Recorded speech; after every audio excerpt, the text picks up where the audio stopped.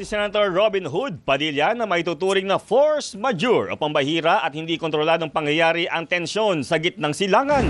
Balita mula sa Senado, hatid ni Radyo Patrol, Robert Mano. Robert! Jeffrey, kinwestiyon ni Senator Robin Hood Padilla kung hindi pa rin maituturing na force majeure ang epekto ng kasalukuyang tensyon sa gitnang silangan. Sa post sa social media, sinabi ni Padilla na maituturing ding force majeure ang napipintong pagkadawit ng bansa sa gusot ng China at Taiwan. Kasamaan niya sa mga itinuturing na force majeure ang baha, lindol, bagyo, gera, pag-atake ng mga terorista, riot, welga ng mga manggagawa at pati lockdown. Ang post ni Padilla ay kasunod ng diskusyon sa motion ni Senator Rodante Marcoleta na payagan ang pagdalo at pagboto ng mga senador sa sesyon sa pamamagitan naman ng teleconference.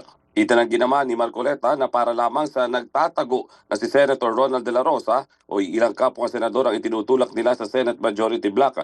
Paraan niya ito sa pakinabang ng lahat ng senador kapag nalagay sa sitwasyon na hindi pisikal na makakadalo sa kanilang sesyon pero kailangan magsalita o bumoto gaya halimbawa kapag nasa ibang bansa o kaya ay may karamdaman. Nauna nang sinabi ng mga taga-minorya na para kay De La Rosa at ilang taga-majority na posibleng makulong ang itinutulak ni Marcoleta.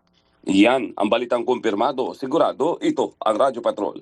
Robert Mano, DZMM. Maraming salamat, Robert Mano.